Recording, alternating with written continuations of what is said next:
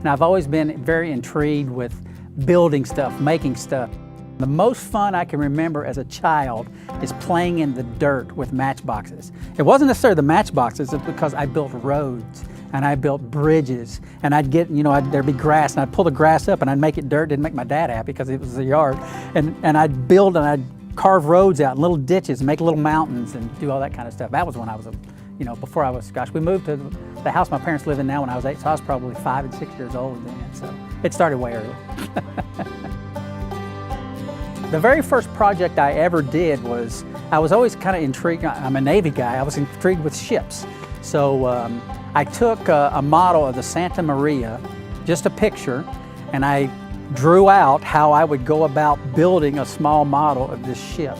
But I had no training, I didn't know how to build anything like that, so I just went with what I thought would be a smart way to go, and I built kind of a skeleton inside, and then I started putting little strips of wood over it, and within 8 months or so, voila, I had a ship. So the biggest project I've ever undertaken is in my backyard at my house. And I envisioned about a 4-stage project, which would be building a pergola, putting a patio under it, and tying it into the pool.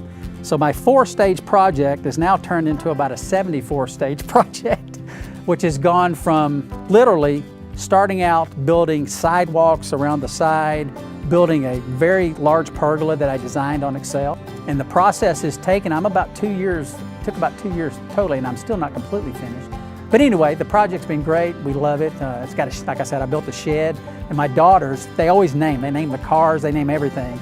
And so they said, we got to name the shed. I said, how about Sarai? Because that's shed in Russian. So since I speak a little bit of Russian now, we named the shed Sarai, thanks to my oldest daughter, Darren. So it's been a great project and a lot of fun.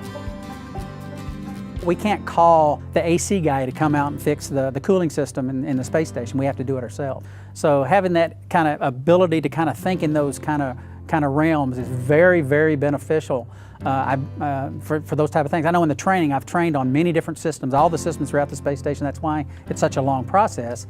And intuitively, a lot of it just makes sense.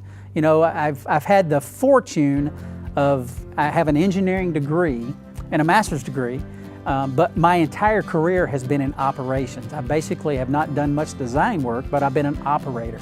And for what we do on orbit, to having all that, years in the military, flying airplanes, landing on aircraft carriers and all that kind of stuff, has just been kind of the way I was raised professionally. And all that parlays very well into what we're doing. And that kind of mindset and understanding how things work, having that kind of intuitive feel for how things work and how things, basically fit together so you can take things off and put them back on and that type of stuff. So it's been very helpful in the training. And from what I'm told, 6 months on board, I've never done that. But from what I'm told from other folks that have done it, it's very helpful once you're there as well.